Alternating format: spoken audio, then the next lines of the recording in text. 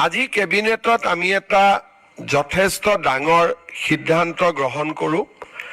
আপোনালোকে জানে যে ইমান দিনে NPS OPS ৰাজ্য চৰকাৰৰ কৰ্মচাৰীসকলৰ বাবে এটা আলোচনাৰ বিষয়বস্তু আছিলে। ভাৰত চৰকাৰে এটা সিদ্ধান্ত গ্ৰহণ কৰিছিল যে 25 বছৰ কাম কৰি থকা যিসকল চৰকাৰী কৰ্মচাৰী তেওঁলোকে যেতিয়া ৰিটায়াৰমেণ্ট হয় তেওঁলোকক আমি পুৰণি পেঞ্চন আঁচনিৰ দৰেই আমি পেঞ্চন প্ৰদান কৰিম। আৰু যিসকলে 10 বছৰ কাম কৰি তেওঁলোকে ৰিটায়াৰমেণ্ট হ'ব লগা হয় তেওঁলোকৰ কাৰণেও আমি পেঞ্চনৰ ব্যৱস্থা কৰিম। আৰু পেঞ্চনৰ লগতে তেওঁলোকে DA আদিও লাভ কৰিব।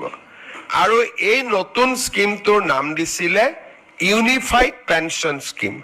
তাৰমানে OPS আৰু NPS দুইটাৰে সামঞ্জস্য ৰাখি ভাৰত চৰকাৰে চৰকাৰী কৰ্মচাৰীসকলক নিশ্চিতভাৱে পেঞ্চন প্ৰদান কৰিবলৈ ইউনিফাইড পেঞ্চন স্কিম আৰম্ভ কৰিছিল। দেশৰ 4খন ৰাজ্যই ইউনিফাইড পেঞ্চন স্কিম এতিয়ালৈকে গ্ৰহণ কৰিছে। আজি আমাৰ ৰাজ্য চৰকাৰেও এই ইউনিফাইড পেঞ্চন স্কিম অসমৰ চৰকাৰী কৰ্মচাৰীসকলৰ বাবে এডপ্ট কৰে। ইয়াৰ ফলত ৰাজ্যত বহু দিনৰ পৰা চলি থকা NPS আৰু OPSৰ বিতৰ্ক সামৰণি পৰিব।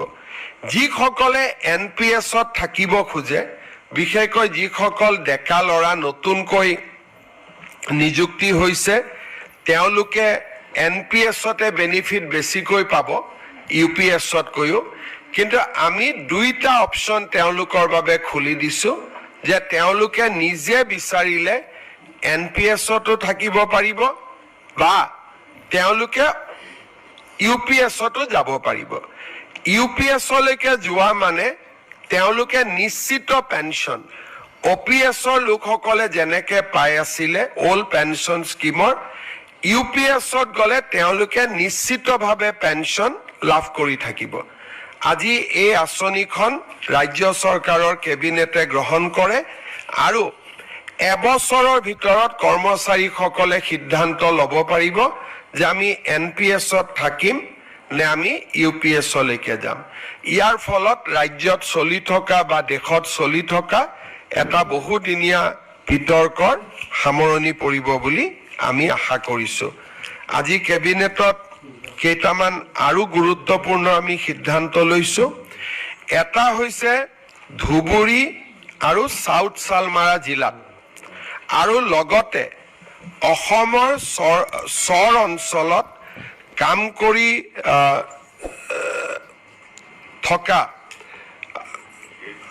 যিখিনি আমাৰ ছোৱালী শিক্ষয়িত্ৰী আছে তেওঁলোকক আমি গৃহ জিলালৈকে ট্ৰান্সফাৰ কৰাৰ বা গৃহ জিলাৰ সমীপৰ এখন জিলালৈকে ট্ৰান্সফাৰ কৰাৰ কাৰণে আমি সিদ্ধান্ত লৈছোঁ।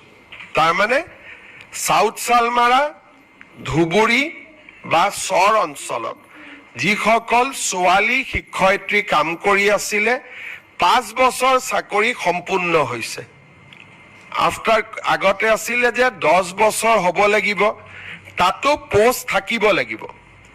আজি আমি সিদ্ধান্ত লৈছোঁ যে আমি ধুবুৰী আৰু দক্ষিণ শালমাৰা জিলাত আৰু চৰ অঞ্চলত কাম কৰি থকা আৰু 5 বছৰ সম্পূৰ্ণ কৰা সকলো ছোৱালীক আমি গৃহ জিলা বা গৃহ জিলাৰ সমীপৰ যিকোনো এখন জিলালৈকে আমি ট্ৰান্সফাৰ কৰাৰ সিদ্ধান্ত লৈছোঁ।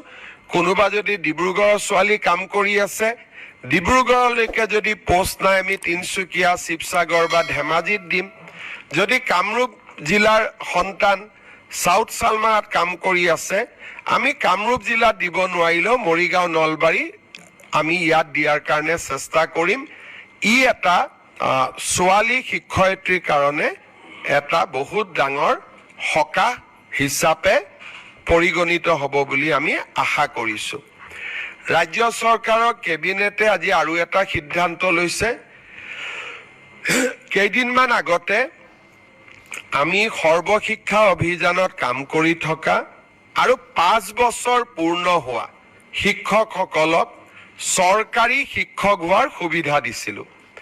কিন্তু 5 বছৰৰ অপশ্যনটো থকা কাৰণে বহুবিলাক শিক্ষকে এই স্পেচিয়েল ৰিক্ৰুটমেণ্ট ড্ৰাইভৰ সুবিধা ল'ব পৰা নাছিলে।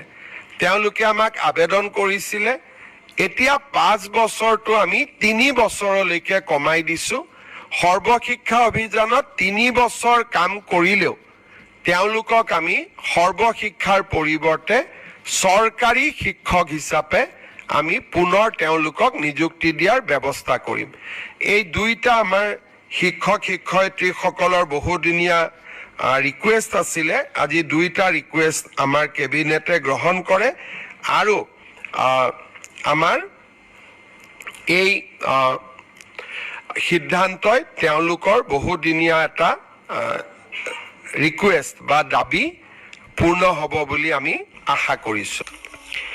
আজি আমাৰ কেবিনেটে অসমৰ বিভিন্ন বিভাগত কাম কৰি থকা 1231 জন আৰু অসম সচিবালয়ত কাম কৰি থকা 99 গৰাকী কেজুৱেল ফিক্স পে এমপ্লয়িজক বিভিন্ন ধৰণে সহায় কৰাৰ বাবে সিদ্ধান্ত গ্ৰহণ কৰিছে। ৰাজ্যত মিনিমাম যিটো 1231 গৰাকী মাষ্টাৰ ৰোল কেজুৱেল আৰু ফিক্স পে ৱৰ্কাৰ আছে, এতিয়াৰ পৰা আমি তেওঁলোকক মিনিমাম পে স্কেল প্ৰদান কৰিম। এই সিদ্ধান্তটো আজি কেবিনেটে গ্ৰহণ কৰে। আনহাতে আমাৰ অসম সচিবালয়ত কৰ্মৰত 99 গৰাকী ফিক্স পে ষ্টাফক আজি আমি তেওঁলোকৰ দৰমহা বৰ্তমান তেওঁলোকে 9,000 পায়। আমি 9,000ৰ পৰা 16,400 টকালৈকে বৃদ্ধি কৰিছোঁ। আপোনালোকে জানে যে অহাকালি আমাৰ সমগ্ৰ ৰাজ্যতে অৰুণোদয় আঁচনিৰ 3য় সংস্কৰণ শুভাৰম্ভ হ'ব।